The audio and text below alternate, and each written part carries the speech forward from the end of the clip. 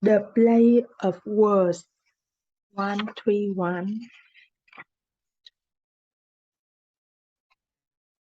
In today's world, we have come to neglect the habit of writing because so many other media communication have taken its place. Telephones and tape recorders, computers and fax machines are more efficient in conveying news. If the only point to writing were to transmit information, then it would deserve to become obsolete. But the point of writing is to create information, not simply to pass it along. In the past, educated persons used journals and personal correspondence to put their experiences into words, which allowed them to reflect on what had happened during the day. The the detailed letters so many Victorians wrote are an example of how people created patterns of order out of the many random events impinging on their consciousness. The kind of material we write in diaries and letters does not exist because it is written down. It is the slow, originally growing process of thought involved in writing that lets the ideas emerge in the first place. Not so long ago, it was acceptable to be an amateur poet or essayist. Nowadays, if one does not make some money, however pitifully little, out of writing, it's considered to be a waste of time. It is taken as downright shameful for a man past 20 to indulge in versification unless he receives a check to show for it. And unless one has great talent, it is indeed useless to write hoping to achieve great profit of fame. But it is never a waste to write for intrinsic reasons. First of all, writing gives the mind a disciplined means of expression. It allows one to record events and experiences so that they can be easily recalled and relived in the future.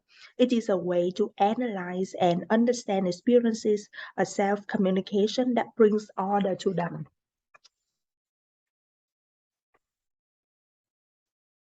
Befriending Clio. Remembering the past is not only instrumental in the creation and preservation of a personal identity, but it can also be a very enjoyable process. People keep diaries, save snapshots, make slides and home movies, and collect souvenirs and mementos to store in their houses to be what is in effect a museum of the life of their family, even though a chance visitor might be unaware of most of the historical references. He might not know that the painting on the living room wall is important because it was bought by the owners during their honeymoon in Mexico, that the rug in the hall is valuable because it was the gift of a favorite grandmother, and that the scruffy sofa in the den is kept because it was where the children were fed when they were babies. Having uh, mo- ba- ba- mo- Having a record of the past can make a great contribution to the um, Having a record of the past can make a great contribution to the quality of life. It frees us from the tyranny of the present and makes it possible for consciousness to revisit former times. It makes it possible to select and preserve in memory events that are especially pleasant and meaningful, and so to create a past that will help us deal with the future. Of course, such a past might not be literally true, but then the past can never be literally true in memory. It must be continuously edited, and the question is only whether we take creative control of the editing or not. Others develop an interest in the history of the community in which they live, whether it is the neighborhood or the state, by reading books, visiting museums, and joining historical associations. Or they may focus on particular aspect of the past.